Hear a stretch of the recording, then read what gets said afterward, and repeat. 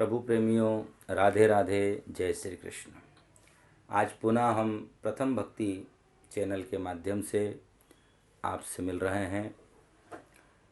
अपेक्षा करते हैं कि आप सब स्वस्थ होंगे और कुशल भी होंगे। आने वाले समय में अधिक मास प्रारंभ हो रहा है और अधिक मास से जुड़ी कुछ विशेष जानकारी आप लोगों तक प्रथम भक्ति चैनल पहुंचाने का प्रयास कर रहा है। मैं आचार्य पंडित पवन तिवारी पुष्पानंदन कांटाफोड़ पुनः गुरु कृपा से और जो हमारे शास्त्रों में वर्णन है वो आप तक पहुंचाने का प्रयास करूंगा। अधिक मास में हमें क्या करना चाहिए। वर्तमान में आश्विन का अधिक मास है, मतलब पितृ से संबंधित अधिक मास है।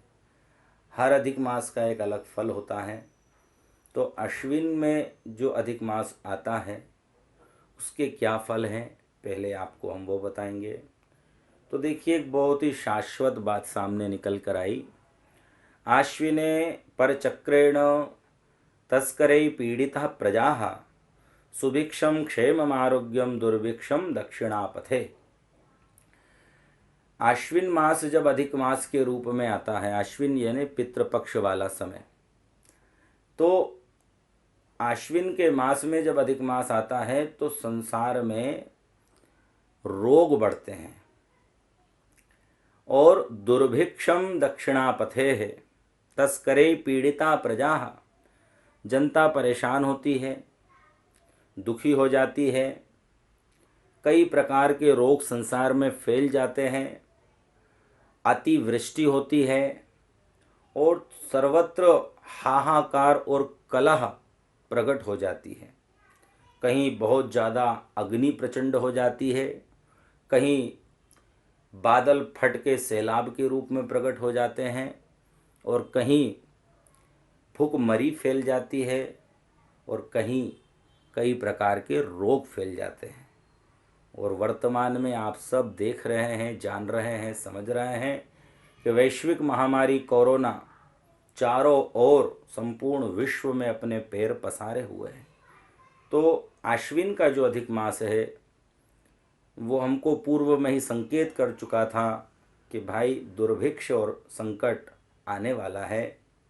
अब जो होना था वो हो गया, लेकिन इस मास में हम अब ऐसा क्या करें जिससे कि हम सब सुरक्षित हो, संपूर्ण विश्व में शांति हो और यह संसार पुनः सुगम पथ पे शांति से और समृद्धि से आगे बढ़े। तो हमारे यहाँ वर्णन आता है, अहमेवास्य संजाता स्वामी च मधुसूदनाः एतान नामना जगत सर्वम पवित्रम च भविष्यति। अधिक मास के स्वामी भगवान नारायण हैं, मधुसूदन हैं। स्वामी च मधुसूदनाः। इस मास में हम सबको भगवान मधुसूदन श्रीमन नारायण की आराधना करनी चाहिए, क्योंकि ये जो अधिक मास है, इस अधिक मास में की गई आराधना मनुष्य को अधिक फल देने वाली होती है। इस अधिक मास में उदाहरण से मैं आपको समझा रहा हूँ कि यदि आप एक तुलसी का दल भगवान को समर्पित करते हैं तो 1000 तुलसी दल समर्पित करने का फल मिल जाता है। लेकिन ये भी ध्यान रखना, अधिक मास है, एक पाप 1000 पाप का गट्ठर आपके सिर पर रख सकता है। इसलिए भूल कर भी अधिक मास में पाप न करें, भक्ष अभक्ष को ग्रहण न करें, लहसुन प्याज का परित्याग करें, सूर्योदय के पहले जाग जाएं, सूर्य को नित्य ताम्र पात्र से केसर और कुमकुम डाल के अर्घ प्रदान करें। सूर्य को अर्घ देते समय किसी पौधे के ऊपर, तुलसी के ऊपर सूर्य के अर्घ का जल न गिरे, इस बात का विशेष ध्यान रखें। सूर्य के अर्घ का जल सदैव मिट्टी में गिरना चाहिए, जिसमें कोई पौधा नहीं होना चाहिए, क्योंकि सूर्य गर्म है और जब हम अर्घ देते हैं तो भगवान सूर्य नारायण के तेज से वह जल भी अत्यधिक उष्ण हो जाता है, गर्म हो जाता है। फिर जिस भी वृक्ष पे जाएगा वो वृक्ष बड़े संकट में आ जाएगा। तो सूर्य नारायण का आशीर्वाद जितना नहीं मिला, उससे ज़्यादा तो उस पौधे की, उस वृक्ष की बद्दुआ हमको लग गई। तुलसी पे तो भूल कर भी ऐसा ना करें।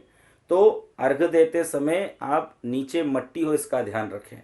आप एक गमले में आधी मट्टी भर के रख दें और उसमें अर्घदान करें। अर्घदान करने के बाद में परिक्रमा करें और उस मृतिका को अपने मस्तिष्क पे लगाएं। केशर और कुमकुम के जल को भगवान सूर्य को अर्पण करने से घर में समृद्धि आती है, धन बढ़ता है, व्यापार व्यवसाय में उन्नति होती है। तो ये आपको सुबह सूर्योदय के पहले जाग कर करना है। फिर द्वादशाक्षर मंत्र का जाप तुलसी की माला से, ओम नमो भगवते वासुदेवाय। अधिक मास में क्या करना है? द्वादशाक्षर मंत्र भगवान श्रीमन नारायण को प्रसन्न करने का सबसे बड़ा मंत्र है। आप लोग कहीं विष्णु सहस्रनाम में, कहीं गोपाल सहस्रनाम में या अन्य व्यवस्थाओं में उलझ तो जाते हैं, पूर्ण नहीं कर पाते, समय ज़्यादा लगता है। लेकिन हमारे यहाँ बीज मंत्रों का महत्व है। आपको ध्यान होगी कथा कि प्रहलाद इसी द्वादशाक्षर मंत्र का जाप करते थे, ओम नमो भगवते वासुदेवाय।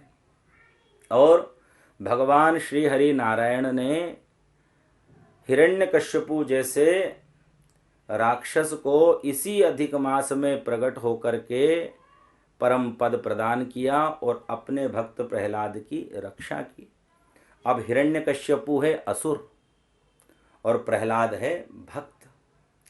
तो वर्तमान में भी हमें ऐसा लगता है कि कोरोना रूपी असुर इस संपूर्ण विश्व को सता रहा है। जैसे हिरण्यकश्यपु प्रहलाद को, संतों को, भक्तों को सताता था, आज कोरोना हिरण्यकश्यपु के रूप में इस संपूर्ण विश्व को परेशान कर रहा है। तो मन में ये श्रद्धा और विश्वास और भरोसा रखना कि जैसे भगवान श्री हरि नारायण ने प्रहलाद की प्रार्थना को, संत ब्राह्मण और वैष्णव जनों की, भक्तजनों की प्रार्थना को स्वीकार करके इसी अधिक मास में प्रकट होकर के हिरण्यकश्यपु का मर्दन करके संपूर्ण विश्व में शांति की स्थापना की थी। तो इस अधिक मास के बाद निश्चित ही, या इस अधिक मास के अंतर्गत, आप ध्यान रखिएगा, अधिक मास ये 18 सितंबर से प्रारंभ हो रहा है और ये 18 अक्टूबर तक चलेगा। शुक्रवार से प्रारंभ होगा और शुक्रवार को ही समापन होगा। तो आप नोट कर लीजिए, 18 सितंबर से 18 अक्टूबर। 18 अक्टूबर के बाद में कोरोना का भय इस विश्व से समाप्त हो जाएगा। मानो भगवान नारायण प्रकट होकर के हिरण्यकश्यपु रूपी कोरोना का मर्दन करेंगे। पर भगवान भी भक्त के द्वारा की गई साधना के बल से ही काम करते हैं। भगवान को पावर कौन देता है? भक्त। तो हमें क्या करना है? अधिक मास में सूर्योदय के पहले उठकर अर्घदान करना है। ओम नमो भगवते वासुदेवाय, इस महामंत्र का कम से कम 12 माला जाप, 108 × 12, ठीक है।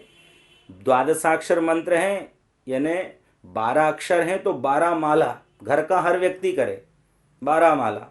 और आपको माला करने में नींद आ रही है, क्योंकि भगवान का नाम जब हम लेते हैं तो निद्रा देवी हमको सताती, क्योंकि भगवान को निद्रा ने श्राप दे रखा है कि जब भी कोई भक्त आपके नाम का स्मरण करेगा तो मैं जाकर के उसको सताऊंगी। तो निद्रा का श्राप भगवान को लगा है।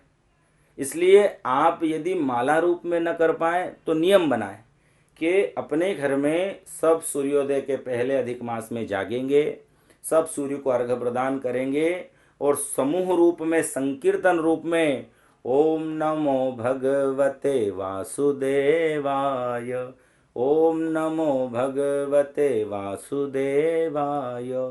ज़्यादा नहीं, बस 1 घंटा सुबह और 1 घंटा आपको नहीं मिल पा रहा है तो आधी घंटा सुबह और आधी घंटा शाम को।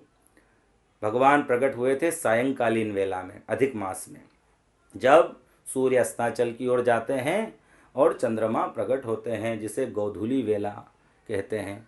उस वेला में आप सब मिलकर के द्वादशाक्षर मंत्र का परिवार के साथ में जाप करें, संकीर्तन करें। और ऐसा हमारे शास्त्र कहते हैं, नाम संकीर्तनम यशसा सर्व पाप प्रणाशनम। जब हम द्वादशाक्षर मंत्र का जाप अधिक मास में करेंगे तो जन्म जन्मांतर के पाप परमात्मा उस नाम के प्रभाव से समाप्त कर देंगे।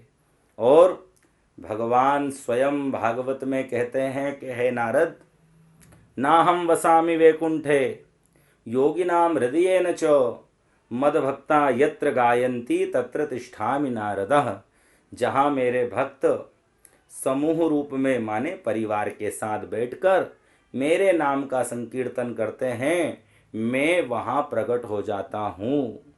भगवान ना वैकुंठ में रहते हैं, ना किसी ऋषि महात्मा के हृदय में, ना तीर्थ में। कहाँ रहते हैं? मद भक्ता यत्र गायन्ति। जहाँ मेरे भक्त मेरे नाम का गुणगान करते हैं, मैं वहीं चला जाता हूँ और उसी गृहस्थ को मैं वैकुंठ बना देता हूँ। अवसर आपके सामने है। अश्विन का मास अधिक मास के रूप में आ रहा है, तो अधिक से अधिक आप द्वादशाक्षर मंत्र का जाप करें। और यदि आपकी श्रद्धा है, सामर्थ्य है, ब्राह्मण बुलाइए और द्वादशाक्षर मंत्र से नित्य प्रति भगवान को तुलसी दल समर्पित कीजिए, जिसे तुलसी अर्चना कहा जाता है। 1000 तुलसी पत्र प्रतिदिन, 1000 न कर सकें तो आप 108 तुलसी पत्र प्रतिदिन ओम नमो भगवते वासुदेवाय, किसे? ठाकुर जी को, लड्डू गोपाल को आप बढ़िया स्नान कराइए पंचामृत दूध आदि से, और फिर तुलसी अर्चना कीजिए। उसका बड़ा महत्व है। किसी दिन तुलसी से कर लीजिए, किसी दिन मिश्री से कर लीजिए, ये भगवान को अत्यधिक प्रिय है।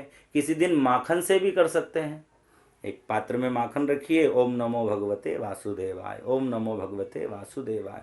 ऐसे आप पूरे अधिक मास में भगवान की नाना प्रकार से आराधन कर सकते हैं। अधिक मास में और बहुत सारी चीज़ें हैं, लेकिन वीडियो बहुत लंबा ना हो और कहीं आपकी समझ से ऊपर ना निकल जाए, इसलिए एक बार में एक ही विषय पे हम चर्चा करेंगे।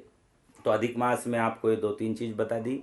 सूर्योदय से पहले जागकर अर्घदान, द्वादशाक्षर मंत्र का जप, और भगवान से प्रार्थना करनी है कि जितने भी शत्रु हमारे हैं, कौन है आपके शत्रु?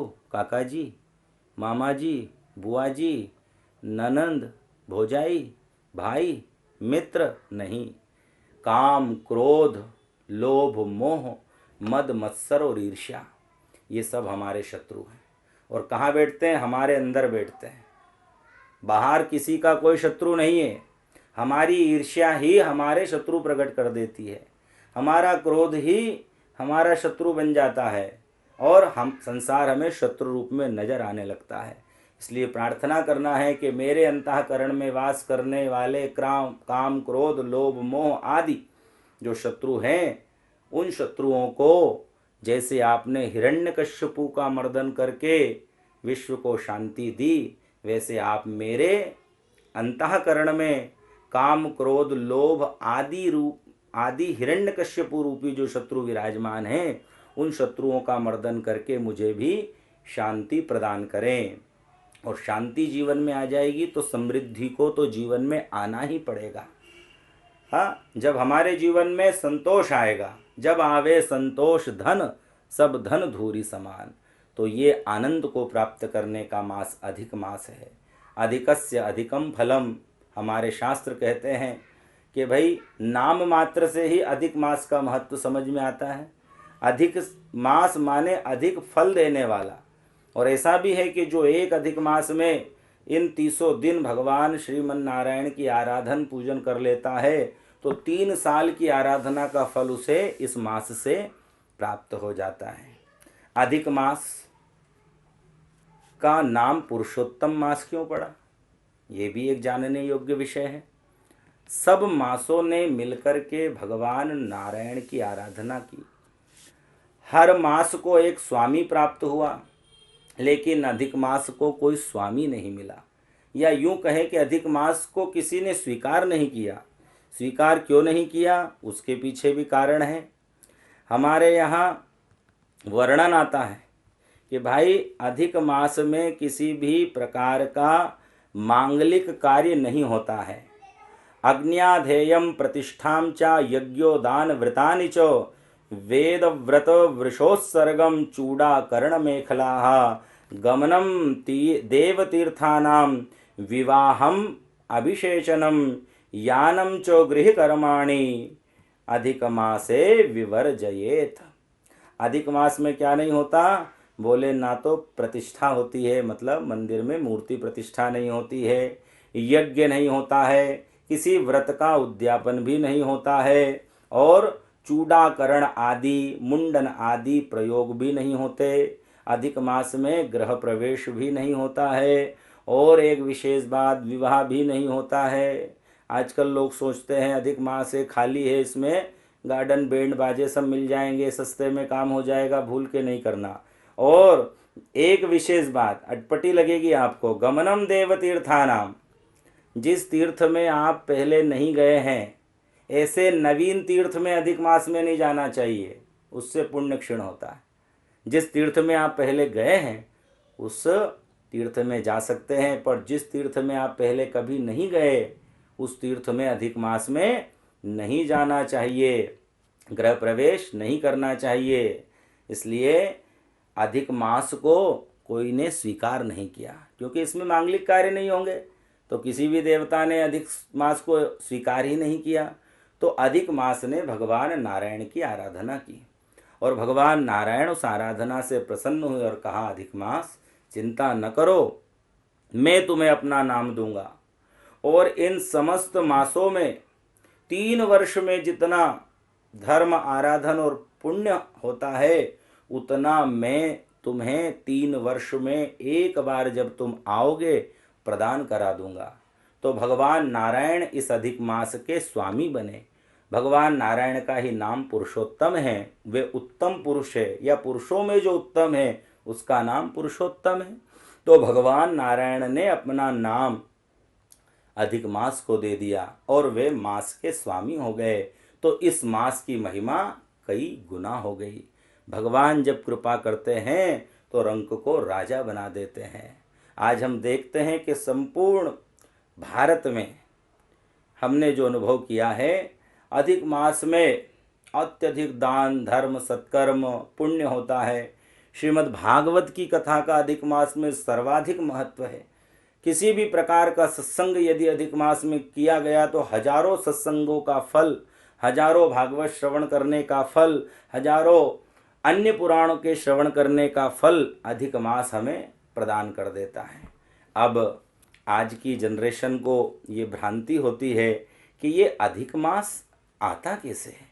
जनवरी फरवरी ये तो 12 महीने यथावत है, एज इट इज़ हैं, और उन्हीं 12 महीनों में ये 13 महीने कैसे हो गए। तो हमारे यहाँ 2 वर्ष हैं, एक है सौर वर्ष और एक है चंद्र वर्ष। सौर वर्ष की दिन संख्या 365 दिन 6 घंटे 11 सेकंड की है, सौर वर्ष यानी सूर्य वर्ष। चंद्र वर्ष की दिन संख्या 354 दिन और 9 घंटे की है।